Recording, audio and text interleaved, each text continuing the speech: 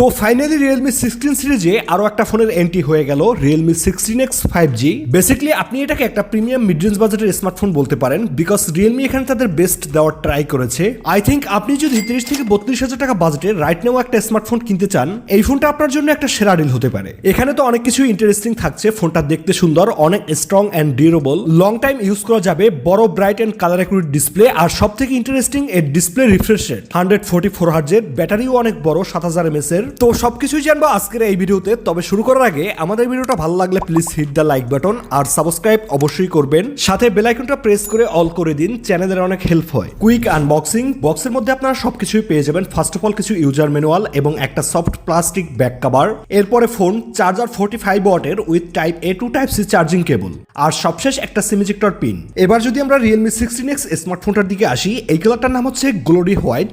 Back সাইডে একটা feather light effect ব্যবহার করেছে, যেটা লাইটের বিভিন্ন অ্যাঙ্গেল থেকে আলাদা আলাদা প্যাটার্ন শো করে। এর body frame plastic polycarbonate build, তবে ক্যামেরা মডিউলটা মেটাল দিয়ে তৈরি। এখানে থাকছে একটা পালস লাইট, যেটা নোটিফিকেশন বা কল আসলে গ্লো করে। অনেকগুলো কালারই থাকছে, আপনার পছন্দ মতো কাস্টমাইজ করে নিতে পারবেন। এর বাইরে অনেক প্রিমিয়াম একটা লুক নিয়ে এসেছে। 7000 mAh এর ব্যাটারি থাকার পরেও এটা অনেক পাতলা। এর থিকনেস 8.7 মিলিমিটার, ওজন 217 গ্রাম। এর আরো একটা কালার ভেরিয়েন্ট রয়েছে, ইন্ডুরেন্স ব্রাউন, আর এইটা তো গ্লোরি হোয়াইট। এছাড়া সাইড মাউন্টেন ফিঙ্গারপ্রিন্ট স্ক্যানার থাকছে, যেটা অনেক fast and accurate. USB type 2.0 hybrid SIM slot থাকছে, যেখানে আপনি চাইলে দুইটা সিম বা একটা সিম একটা এসডি কার্ড ব্যবহার করতে পারবেন। প্রোটেকশনের জন্য এই ফোনটা থাকছে IP65 এর ওয়াটার অ্যান্ড ডাস্ট রেটিং, যেটা এই ফোনটাকে হালকা বৃষ্টি বা ধুলোবালির হাত থেকে রক্ষা করবে, বাট নট ওয়াটার প্রুফ। তবে এখানে মিলিটারি স্ট্যান্ডার্ড 810H সার্টিফিকেশন দেওয়া হয়েছে। সো লুক ওয়াইজ এই ফোনটা অনেক ইন্টারেস্টিং, একদম ক্লিন একটা ডিজাইন। ফ্রন্ট সাইডে থাকছে একটা ফ্ল্যাট ডিসপ্লে উপরের দিকে থাকছে সিঙ্গেল পাঞ্চুয়াল। এছাড়া একটা 6.8 ইঞ্চি HD+ IPS LCD প্যানেল। তবে একটা বিষয়, লাস্ট ইয়ার ডিসপ্লেতে 120 হার্জের রিফ্রেশ রেট ছিল, এবার 144 হার্জের, তাও আবার প্রয়োজন অনুযায়ী আপ অ্যান্ড ডাউন করে 60 to 144 হার্জ পর্যন্ত। সো ডেলি টাস্ক অনেক স্মুথ, বেশ কালারফুল একটা ডিসপ্লে। এটা থেকে আপনি মুভি দেখেন অথবা গেমস খেলেন, 144 হার্জের রিফ্রেশ রেট থাকার কারণে বেশ স্মুথ একটা ফিল পাবেন, যেমনটা হাই বাজেট রেঞ্জের ফোনগুলাই দিয়ে থাকে। এর ডিসপ্লে ব্রাইটনেস 1200 নিটস, যেটা থেকে আউটডোর বা ডিরেক্ট সানলাইটে ভিজিবিলিটি ভালোই দেয়। তবে ইউটিউবে 1440p 60 fps এ ভিডিও প্লে করা যায়, HDR প্লেব্যাক অপশন এবারও পাচ্ছেন না।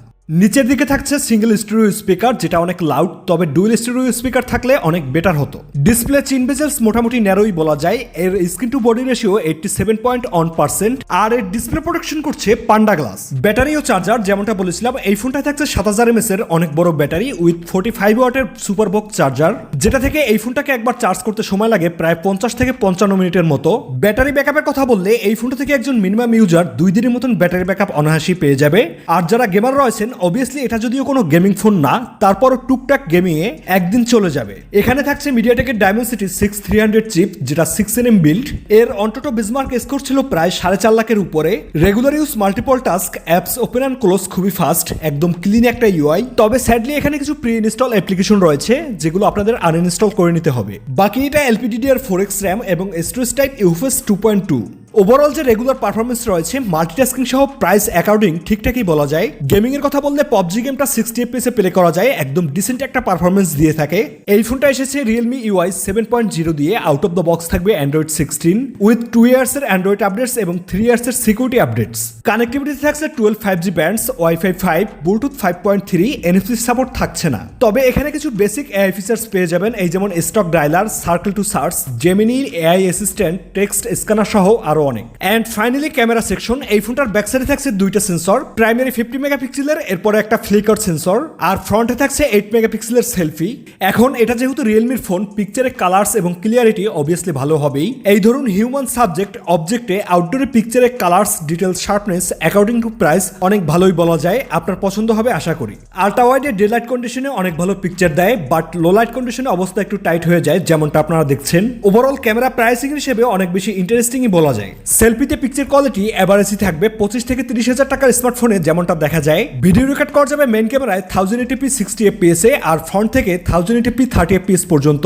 Video quality is quite good, not bad, যেমনটা আপনারা দেখছেন। এর বাইরে ক্যামেরায় পিকচারের জন্য অনেক ফিল্টার্স থাকছে, যেগুলো অনেক ইউজেবল, আপনার পছন্দ হবে আশা করি। সবশেষ যদি আমরা এই ফোনটার প্রাইসিং এর দিকে আসি, এই ফোনটা গ্লোবাল মার্কেটে এর বেস ভেরিয়েন্ট শুরু হয় 4GB 128GB স্টোরেজ থেকে, যেটা লঞ্চ করে 23,999 রুপিতে, বাংলাদেশি টাকায় অ্যারাউন্ড 30 থেকে 32,000 টাকার মতন হয়। তো অল ইন অল যদি বলি 30 থেকে 32,000 টাকা বাজেটে বর্তমানে হাই প্রাইস রেঞ্জের বাজারে রিয়েলমি আমাদের একদমই খারাপ কিছু অফার করছে না। ফোনটা দেখতে সুন্দর, অনেক বড় ব্যাটারি, বাকি ডিসপ্লে, ক্যামেরা, পারফরমেন্স সব দিক থেকেই এগিয়ে এই প্রাইস সেগমেন্টে। তো কেনার আগে অবশ্যই এই বিষয়গুলো মাথায় রাখবেন। আর আজকের ভিডিও এই পর্যন্তই। আশা করি মোটামুটি একটা ধারণা দিতে পেরেছি রিয়েলমি 16X স্মার্টফোনটি কি কি আপডেট ফিচার্স ও স্পেক্স নিয়ে বাংলাদেশ মার্কেটে আসতে চলেছে। এর বাইরে আপনাদের যদি কিছু জানার থাকে অবশ্যই কমেন্ট করে জানাবেন। I definitely help you all. আজকের মতো বিদায় নিচ্ছি, দেখা হবে পরবর্তী কোনো ভিডিওতে। সবাই ভালো থাকবেন, সুস্থ থাকবেন।